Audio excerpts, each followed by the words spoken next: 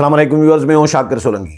Viewers, हुकूमत ने 27वीं आईनी तरमीम का फ्रेमवर्क तैयार कर लिया है और अगले 2 हफ्ते के अंदर कहा जा रहा है कि 27वीं आईनी तरमीम दोनों ऐवानों से, सेनेट से भी मंजूर कराई जाएगी और कौमी असम्बली से भी मंजूर कराई जाएगी।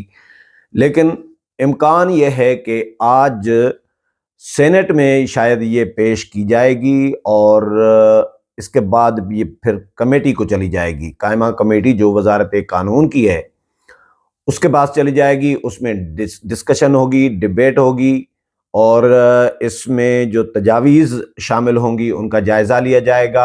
मुख्तलिफ जमातों को एतमाद में लेने का सिलसिला हुकूमत ने शुरू कर दिया है। सबसे पहले आसिफ अली जरदारी और बिलावल भुट्टो जरदारी से मदद मांगी वज़ीर आज़म ने और बिलावल साहब ने ट्वीट कर दिया। उसके बाद ये खलबली मची है। बिलावल भुट्टो जरदारी के ट्वीट करने से पहले ये खबर मीडिया में रिपोर्ट नहीं हुई थी, लेकिन 27वीं तरमीम के हवाले से जब 26वीं तरमीम हुई थी उन दिनों में ही इम्कानात ये बताए जा रहे थे कि जल्द 27वीं आईनी तरमीम भी की जाएगी। अब इस तरमीम में क्या किया जा रहा है, मतलब कौन सी तजावीज़ हैं? एक तो पीटीआई ने मुखालफत की है, तहरीक तहफ़्फ़ुज़ आईन पाकिस्तान जिसमें अपोजिशन की तमाम जमातें शामिल हैं, जेयूआई के अलावा, इन तमाम जमातों ने मज़ामत का ऐलान किया है कि हम मुखालफत करेंगे क्योंकि ये तरमीम अपोजिशन के बकौल के पाकिस्तान की बुनियादें हिला देगी। एक तो बिलावल भुट्टो जरदारी ने जो पॉइंट्स बताए हैं उसमें है कि जी आईनी अदालत कायम की जाएगी।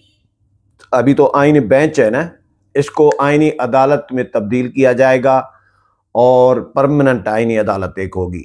और इसके अलावा जजेस के तकर्रुर और तबादलों के हवाले से भी तजावीज़ ज़ेर गौर हैं, जो डिस्कशन की जा रही है कि मुख्तलिफ अदालतों के जजेस, हाई कोर्ट्स के मिसाल के तौर पर इस्लामाबाद हाई कोर्ट के जज हैं, उनको दूसरी हाई कोर्ट्स में, Pindi high court, Sindh high court, Balochistan high court, इधर उधर भेजा जा सकता है, या सिंध से इस्लामाबाद भेजा जा सकता है, सिंध हाई कोर्ट से मुख्तलिफ हाई कोर्ट्स में। ये एक तो इस हवाले से भी तरमीम तजवीज़ जो बिलावल भुट्टो जरदारी ने मेंशन की है।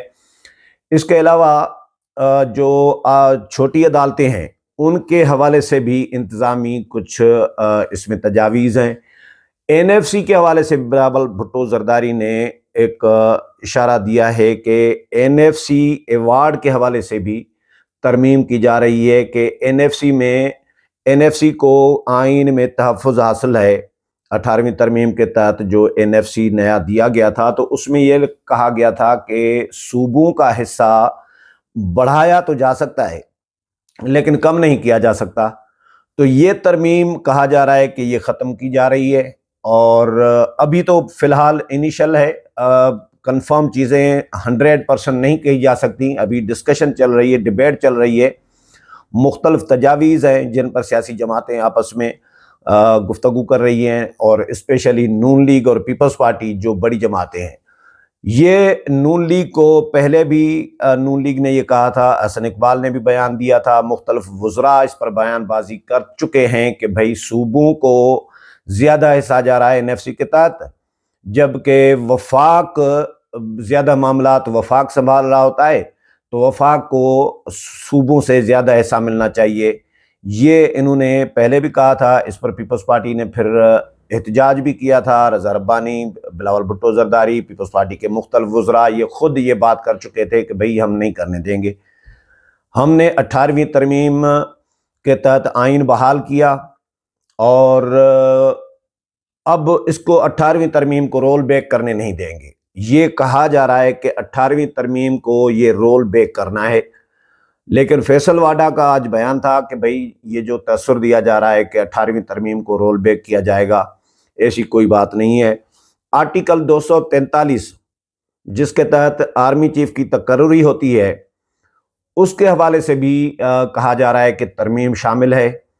अब उसमें फैसल वाडा ने इशारा दिया है कि सिक्योरिटी के मामलात को मज़ीद स्ट्रांग बनाया जाएगा, ये कहा है आर्टिकल 243 के तहत। تو بہت ساری اور بھی اس میں تجاویز شامل ہیں۔ ابھی نون لیگ نے اعلان کیا ہے کہ بھئی ہم باقی جو اتحادی جماعتیں ہیں، ایم کیو ایم ہے یا بی اے پی ہے اور بی این پی ہے، ان کے ساتھ بھی ہم ان کے ساتھ بھی مشاورت کر رہے ہیں۔ فی الحال پیپلز پارٹی کے ساتھ ہم انگیج تھے، کیونکہ وہ بڑی جماعت ہے اتحادی ہماری، تو ان سے مشاورت ضروری تھی۔ تو اسحاق ڈار صاحب نے، وزیر خارجہ نے سینٹ میں یہ بات کہی ہے کہ پیپلز پارٹی اور نون لیگ اس معاملے پر ایک نقطے پر آ گئے ہیں، اور جلد یہ ترمیم سینٹ میں پہلے پیش کی جائے گی، 27ویں آئینی ترمیم، اور اس کے بعد پھر قومی اسمبلی میں پیش کی جائے گی۔ اور فیصل واڈا کہتے ہیں کہ بھائی اس مہینے کے نومبر کے آخر تک یہ ترمیم منظور ہو جائے گی دونوں ایوانوں سے۔ تو مولانا فضل الرحمان بھی ظاہر ہے اسٹیک ہولڈر ہیں، مولانا فضل الرحمان کی جماعت بھی قومی اسمبلی اور سینٹ میں ہے۔ 26ویں آئینی ترمیم پر بھی مولانا فضل الرحمان کا بڑا کردار تھا، اور جو آئینی بینچ کا قیام تھا آئینی عدالت کی بجائے، یہ مولانا فضل الرحمان کی تجویز تھی، لیکن ایکچولی پی ٹی آئی کی تجویز تھی۔ مولانا نے پی ٹی آئی کی تجویز پر، پی ٹی آئی کے وکلاء کی تجویز پر آئینی عدالت کی بجائے آئینی بینچ کی تجویز دی تھی، اور کچھ اور بھی معاملات مولانا نے اپنے جو مطالبات تھے وہ بھی اس میں اپنی جو تجاویز تھی وہ بھی شامل کرائی تھیں۔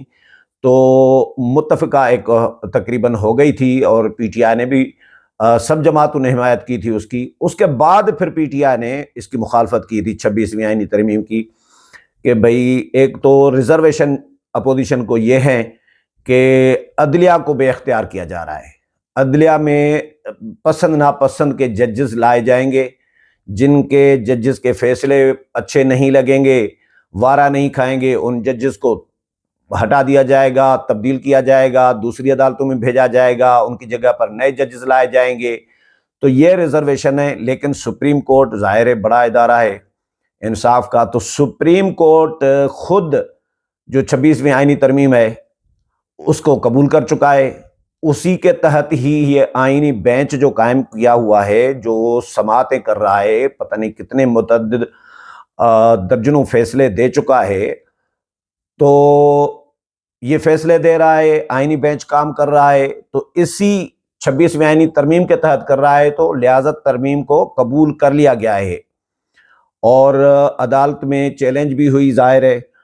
اب 27ویں ترمیم کو بھی یقیناً پی ٹی آئی تو کہہ رہی ہے کہ بھئی ہم اس کے خلاف مزاحمت کریں گے، ہم عدالت کا دروازہ بھی کھٹکھٹائیں گے۔